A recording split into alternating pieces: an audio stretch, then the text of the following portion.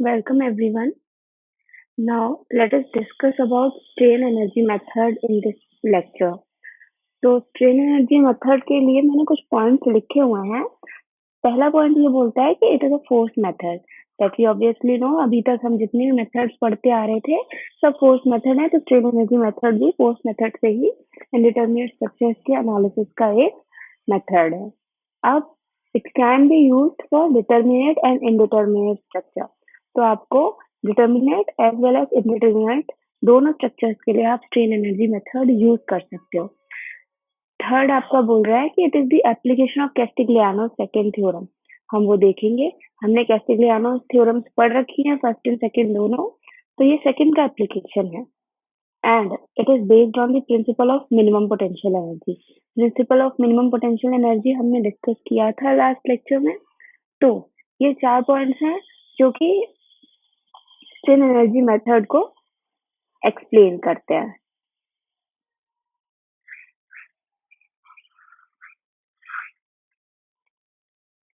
अब अगर मैं स्ट्रेन एनर्जी का फॉर्मूला मैंने पहले भी आपको जब मैं कैस्टिग्लियानो थ्योरम पढ़ा रही थी तब मैंने आपको बताया हुआ है, but let's see one more time in detail. ठीक है, तो मैं अभी देख रही हूँ कि फॉर एक्सियल फोर्स आप कैसे स्ट्रेन एनर्जी निकालोगे।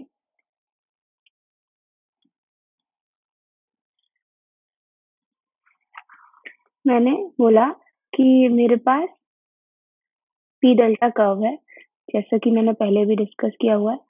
पी डेल्टा कर्व में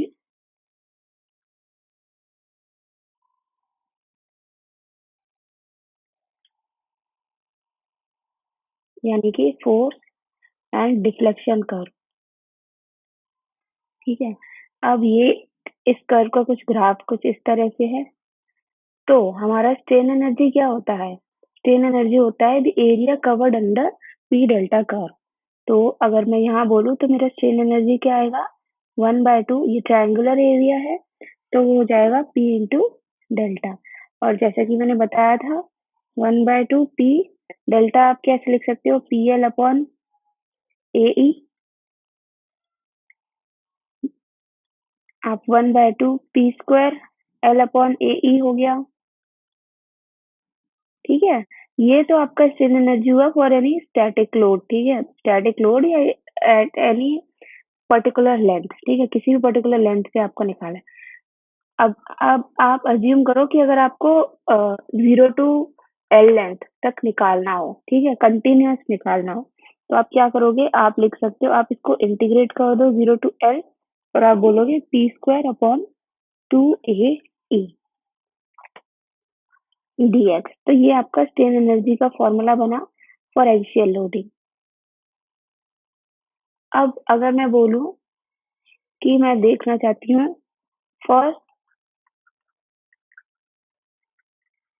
बेंडिंग मोमेंट, ये फॉर्मूला देख के आपको याद आ रहा होगा कि मैंने ये पहले भी आपसे डिस्कस किया हुआ है।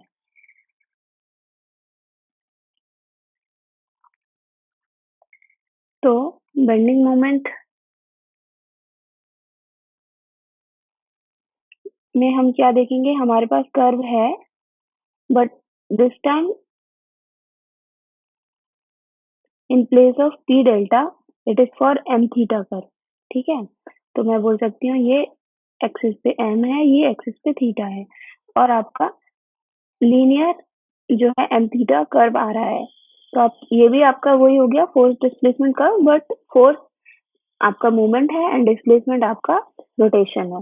तो एरिया अंडर दिस कर्व होगा आपका स्ट्रेन एनर्जी। ठीक है, तो U is equal to 1/2 M theta आप लिख सकते हो। अब हमने इक्वेशन पढ़ी हुई है एम अपॉन आई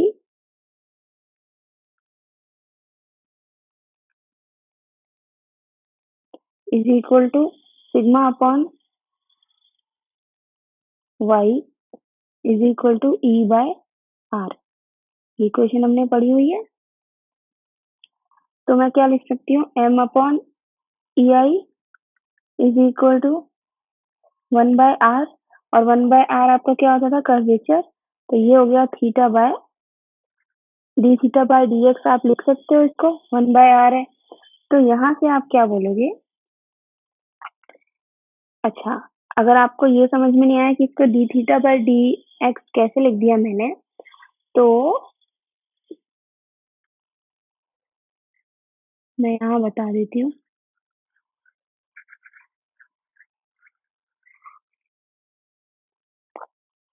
कैसे लिखा? मान लो y क्या है आपका? डिफ्लेक्शन है, ठीक है? y आपका हुआ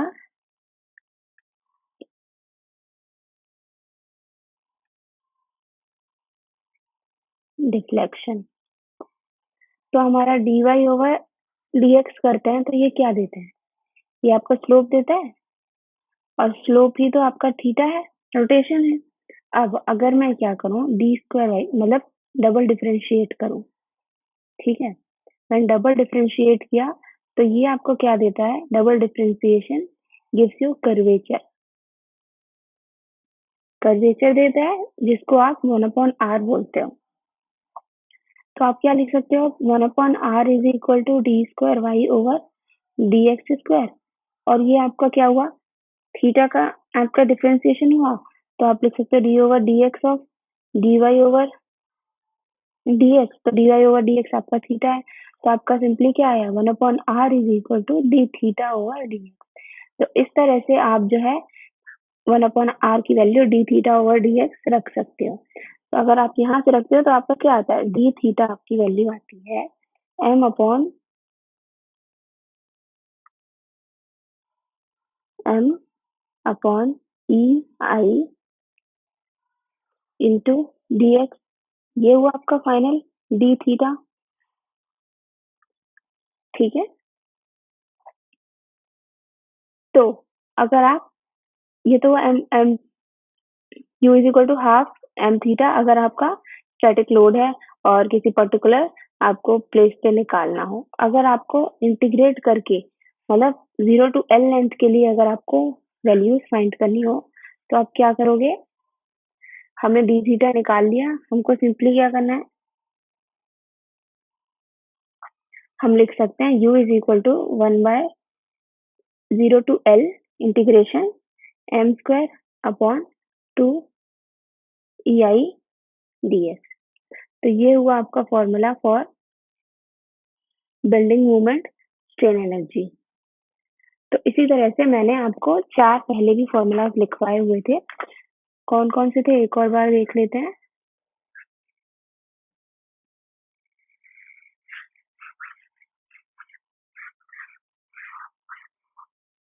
तो फॉर्मूलाज थे, एक पहला था आपका u इज इक्वल टू, अगर मैं मानूं u1 is equal to 0 to L m square upon 2 E I D x. दूसरा u2, अगर मैंने u2 बोल दिया इसको 0 टू L एक्सियल फोर्स के लिए upon 2 E I D x. तीसरा आपका मैंने अगर इसको u3 बोला और मैं इसको बता रही हूँ कि शियर फोर्स के लिए 2 E I D X. Shear force में ई आई ना होके G into area under shear force, ठीक है? ये रखते हैं। और यहाँ पे मैंने एक्शियल फोर्स में भी गलत लिखा है, ये होता है एक्शियल फोर्स के लिए E A, area into axial force, ठीक है? अब फोर्थ आप लिख सकते हो u4 is equal to integration 0 to L आपका टॉर्शन के लिए टॉर्शनल मोमेंट का whole square upon 2 G and J. J आपका पोलर मोमेंट ऑफ इनर्शिया है और जी आपका क्या है? Shear modulus. तो ये हुए आपके 4 स्ट्रेन एनर्जी, ये due to moment, bending moment, due to axial force, due to shear force and due to torsional moment. तो अगर आप इनकेस टोटल एनर्जी देना चाहो, total strain energy of any structure, तो आप क्या बोलते हो? टोटल स्ट्रेन एनर्जी आपका होता है addition of u1 plus u2 plus u3 plus u4। मतलब चारों स्ट्रेन एनर्जीज को ऐड करके जो एनर्जी आएगी वो आपकी उस पर्टिकुलर मेंबर की टोटल स्ट्रेन एनर्जी होगी। अब आपको नोट करके एक पॉइंट लिखना है, क्या ये कि स्ट्रेन एनर्जी जो आपका है, strain energy due to axial force and shear force, ये क्या होता है? These can be ignored.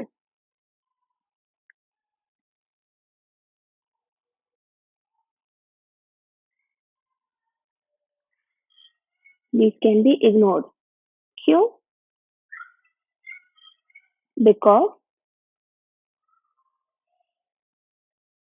Because they are very small.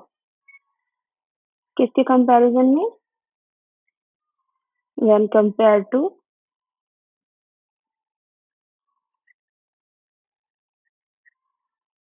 bending moment. ठीक है, bending moment when compared to, आप ये लिखो strain energy due to bending moment.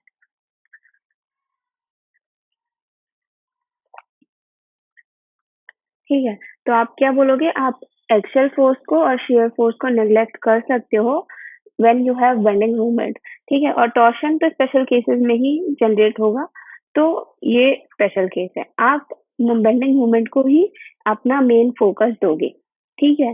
तो ये हुआ आपका टोटल स्ट्रेन एनर्जी का जितना भी थ्योरी पार्ट है, कॉन्सेप्ट है, ठीक। अब मैं क्या करती हूँ, मैं इस पे क्वेश्चन कैसे सॉल्व करने वाली हूँ,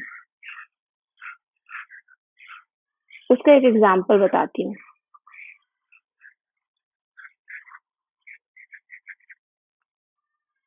फॉर एग्जाम्पल, मैंने लिया एक फ्रेम,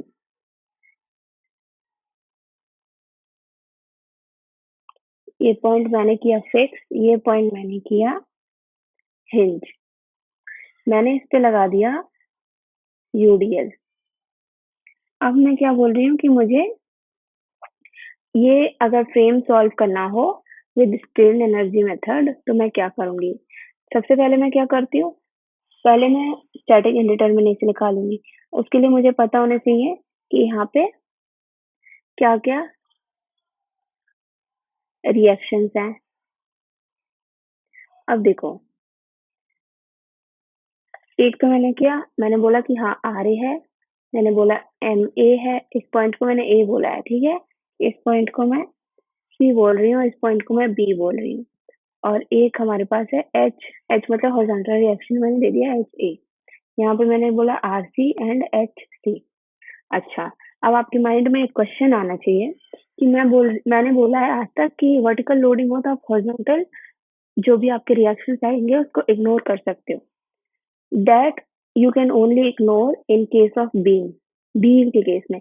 बट अगर आपका फ्रेम आ जाए तो फ्रेम में स्वे होने की पॉसिबिलिटीज बहुत होती हैं। स्वे मतलब फ्रेम किसी भी डायरेक्शन में मूव हो सकता है हॉरिजॉन्टली, तो उस केस में आपको हॉरिजॉन्टल रिएक्शंस जो है वो कंसीडर करना जरूरी होता है। तो इसलिए मैं फ्रेम के केस में कभी भी हॉरिजॉन्टल रिएक्शंस को इग्नोर नहीं कर सकती। तो अगर मैं बोलूं कि मेरी डिग्री ऑफ स्टैटिक इंडिटर्मिनेसी क्या होगी, तो मैं बोल सकती हूँ एक्सटर्नल रिएक्शंस -3। तो एक्सटर्नल रिएक्शंस हमारे पास 5 हैं और 3, तो हमारे पास डीएस की वैल्यू आई 2। अच्छा, इसका मतलब क्या हुआ कि हमको क्या करने हैं, 2 रिडंडेंट मानने हैं।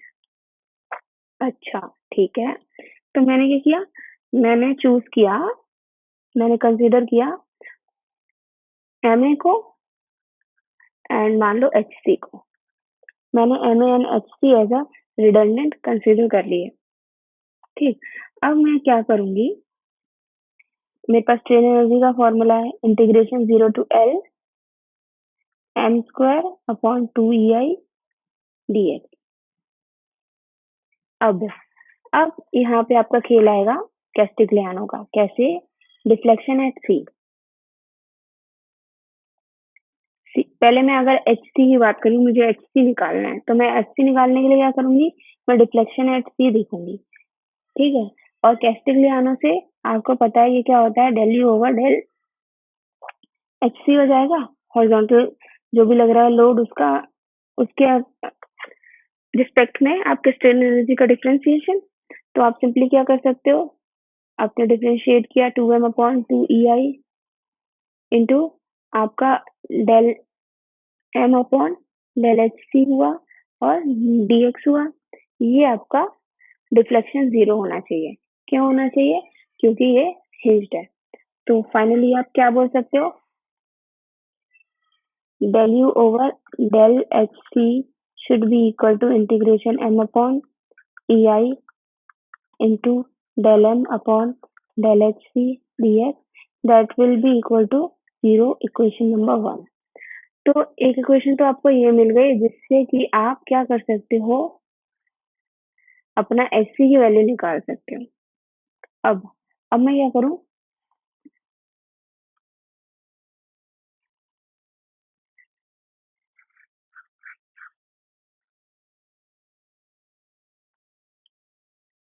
अब मुझे थीटा देखना है। थीटा क्यों देखना है? क्योंकि मैंने MA कंसीडर किया है। MA निकालने के लिए मुझे थीटा चाहिए। थीटा में क्या कर सकती हूँ, del u over del MA। ये भी कैस्टिग्लियानो थ्योरम है, सेकंड है, सेकंड थ्योरम। इसको भी मैं कर सकती हूँ 2m upon 2EI into del m upon del MA into dx।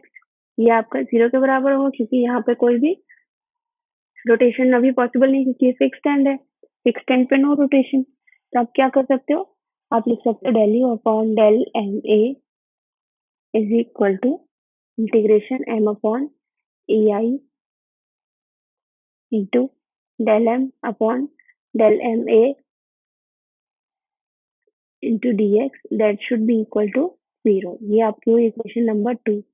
अब आपके पास दो इक्वेशंस हैं और आपने ये दो इक्वेशन क्या निकालने के लिए कंसीडर करी, आपने कंसीडर करी HC एंड MA निकालने के लिए। ठीक है, तो इन दो इक्वेशन की हेल्प से आपका HC और MA निकल लिया। अब आपका बचा है HA, RA and RC। RC बचा है, तो ये आप कैसे निकालोगे, इक्विलिब्रियम इक्वेशन से। ठीक है, इस तरह से आप एक क्वेश्चन जो है सॉल्व कर सकते हो इन स्ट्रेन एनर्जी मेथड। अब अगर मैं आपको एक पर्टिकुलर पूरा न्यूमेरिकल करके समझा देती हूँ कि किस तरह से आप फाइनल आंसर्स निकाल पाओगे। तो क्वेश्चन कुछ इस तरह से है।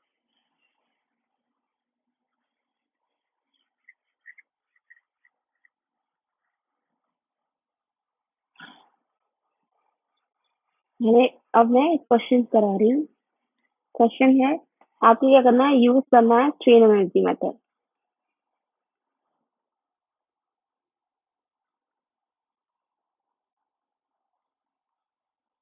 ठीक है, किसके लिए?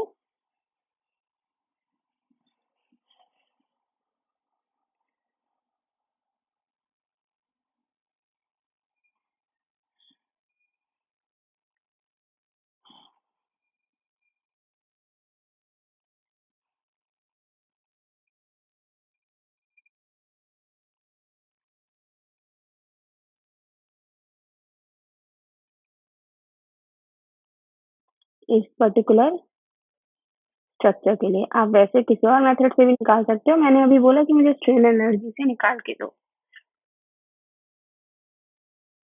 इसके सारे रिएक्शंस की वैल्यू। ठीक है, तो अब मैं क्या देखूं, सबसे पहले तो मुझे स्टैटिक इंडिटरमिनेसी निकालनी है, उसके लिए मुझे रिएक्शंस पता होने चाहिए। अब क्योंकि ये बीम है और सिर्फ वर्टिकल लोडिंग है, तो हम क्या करेंगे, सिर्फ वर्टिकल लोडिंग कंसिडर करेंगे। मैंने मान लिया ये RA, मैंने मान लिया MA, मैंने मान लिया RB। अब मैंने क्या किया, मैंने स्टैटिक इंडिटरमिनेसी निकाली। ds is equal to 3 minus 2 is equal to 1। आपके पास स्टैटिक इंडिटरमिनेसी आई 1। अब मुझे क्या करना है, रिडंडेंट कंसीडर करना है। तो मैंने क्या किया, RB एज रिडंडेंट कंसीडर कर लिया। ठीक है, अब मैं क्या करती हूँ, मैं करती हूँ स्ट्रेन एनर्जी निकालती हूँ in strain energy method. 0 to L m square upon 2EI dx करूँगी और मैं del u over del RB करूँगी। क्यों? क्योंकि मुझे RB के रिस्पेक्ट में निकालना है। तो मैंने क्या किया?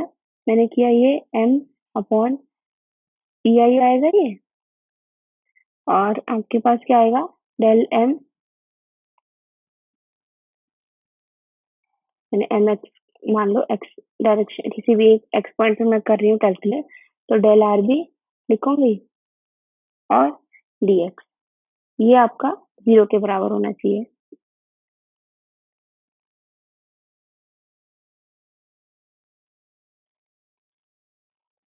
अब देखो, ये आपके पास इक्वेशन फॉर्म हो गई। इस इक्वेशन में आपको किसकी नीड है? आपको एक तो मोमेंट की नीड है, दूसरी आपको क्या है?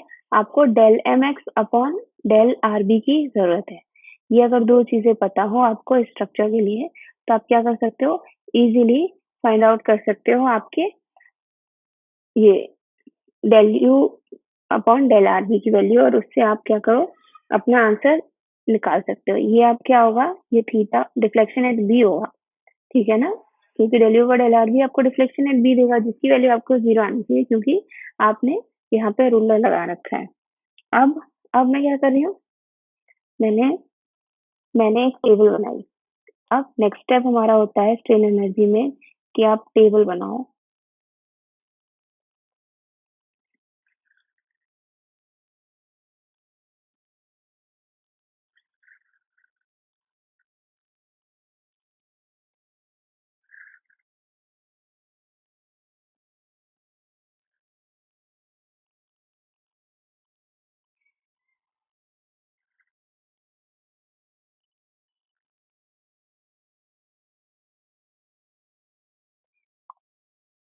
ओके, टेबल में मेरे पास क्या है? मेरे पास है मेंबर,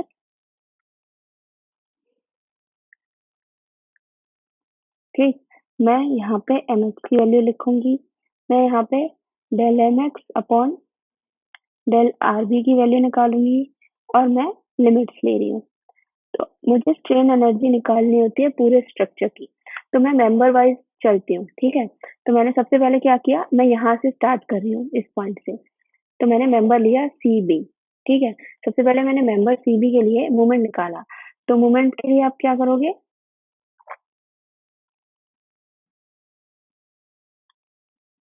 आपने यहाँ पे एक सेक्शन कट किया x डिस्टेंस पे और आपने मोमेंट देखा, तो आपका मोमेंट क्या आता है? माइनस, मैंने एंटी क्लॉकवाइज को मैंने क्लॉकवाइज को मैंने अभी नेगेटिव कंसीडर किया है, ठीक है? तो माइनस px लिख दिया मैंने और del mx upon del RB कहीं है तो उसका क्या होगा? तो यहाँ पे आपका डिफरेंशिएशन 0 हो जाएगा। लिमिट्स क्या क्या है? लिमिट्स है आपकी 0 से a तक, ठीक? तो आपने लिखा 0 टू ये है a के बराबर, ठीक है? नेक्स्ट मैंने मेंबर बचा मेरे पास BA, मैंने मेंबर BA के लिए देखा, तो मैं क्या बोलूंगी? मैंने क्या किया? आपके यहाँ पे सेक्शन कट किया और डिस्टेंस तो मुझे यहाँ से लेना होगा। ये कितना डिस्टेंस हुआ? A प्लस ये मैंने आपकी मान लिया कितने सेक्शन? यहाँ से यहाँ तक x पे मैंने कट किया था, ठीक है? तो अब मैं क्या बोल रही हूँ? ये डिस्टेंस हो गया आपका x प्लस a, तो अगर मैं बोलूँ तो क्या होगा? p इंटू एक्स प्लस ए और आपका r भी इंटू एक्स लगेगा पॉजिटिव में, r भी इंटू एक्स। अब del mx upon del RB मतलब अब आप क्या करो? डिफरेंशिएट करो इस इक्वेशन को विद RB, तो RB से डिफरेंशिएट करोगे तो आपके पास सिर्फ x बचेगा और आपके पास यहाँ पे लिमिट्स क्या हुई? 0 टू b तक आपकी लिमिट्स है, मतलब मेंबर ए बी 0 से b तक है, तो मैंने लिमिट्स यहाँ से यहाँ तक ले ली, ठीक है? फाइनल आपने अपना टेबल निकाल लिया। अब मैं क्या करूंगी? फर्दर सॉल्व करूंगी, मतलब मैंने ये इक्वेशन निकाली थी, इस इक्वेशन में मैं वैल्यूज पुट करूंगी। दोनों स्ट्रेन एनर्जी क्या होता है? सभी मेंबर्स का एडिशन होता है, तो डिफ्लेक्शन एट बी आपका क्या होगा? del u over del RB किसके बराबर? इंटीग्रेशन पहले तो 0 टू a लिमिट, ठीक है? और आप पहला टर्म देखो, यहाँ 0 आ गया है, तो ये पहला टर्म तो आपका पूरा ही 0 हो जाएगा, ठीक? प्लस आपका इंटीग्रेशन 0 टू a था और यहाँ पे अब 0 टू b करोगे आप और सेकेंड टर्म में आपने कहीं पे 0 नहीं है, तो आपका पहले mx की वैल्यू लिखो। mx की वैल्यू आपकी है minus P X plus A plus R B X divided by आपका क्या है ई आई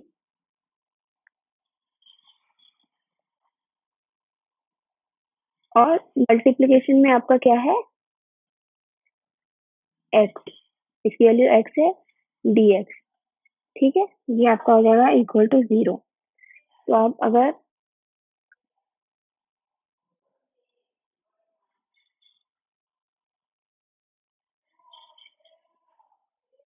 तो फाइनली आपका क्या होगा माइनस 0 टू बी। मैंने क्या किया, मैंने एक बार ये पी तो बाहर है ही है, पी मैंने एक्स का मल्टीप्लाई किया सब में, तो X square plus A X plus R B X square divided by E I D X equal to 0। अब क्या करो, कर दो इसको एक्स से इंटीग्रेट, तो आप क्या बोलोगे, आपका फाइनल वैल्यू आएगा P B cube upon 3, this is 3 minus और ये नेगेटिव में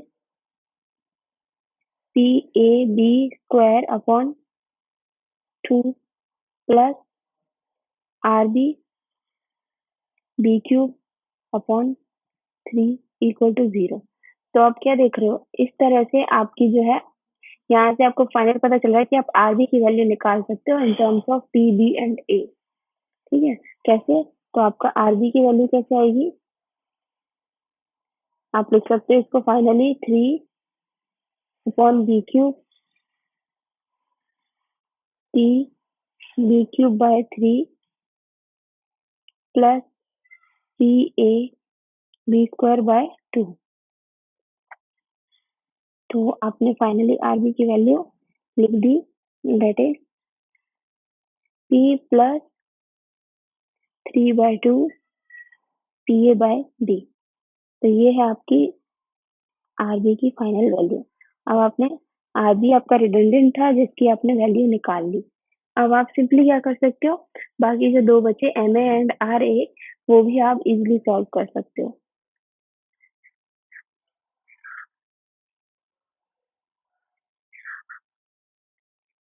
कैसे, अगर मैं करूँ सिग्मा एम ए कर दूं इक्वल टू 0, तो मैं क्या देखूंगी, मैं क्या देखूंगी पी से, सबसे पहले तो पी का क्या बनेगा minus P A plus A plus B बनेगा, आर बी कितना बी प्लस एम ए है यहाँ पे इक्वल टू 0 हुआ।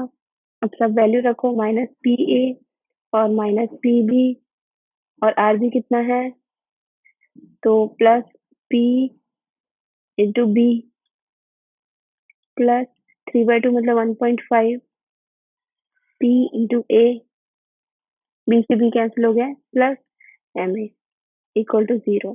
माइनस पी बी से माइनस पी बी से प्लस पी बी कैंसिल हो गया, ये बी है, ठीक है? अब आपसे क्या बचा, एम ए आप बोल सकते हो is equal to 1.5 P A minus P A तो किया तो 0.5 पी आया और ये उधर जाएगा तो माइनस 0.5 पी हो जाएगा। तो आप एम ए बोल सकते हो कि आपका आया M A minus P A upon 2। अब एम ए आपका नेगेटिव आ रहा है, दैट मीन्स ऑपोजिट डायरेक्शन में आया, तो हमने जो डायरेक्शन कंसीडर करी थी उसका ऑपोजिट, मतलब मूवमेंट आपका कुछ इस डायरेक्शन में क्रिएट होना चाहिए। ये हुआ आपका मूवमेंट। अब मैं क्या बचा, आर ए बचा है बस। अगर मैं आर ए निकालू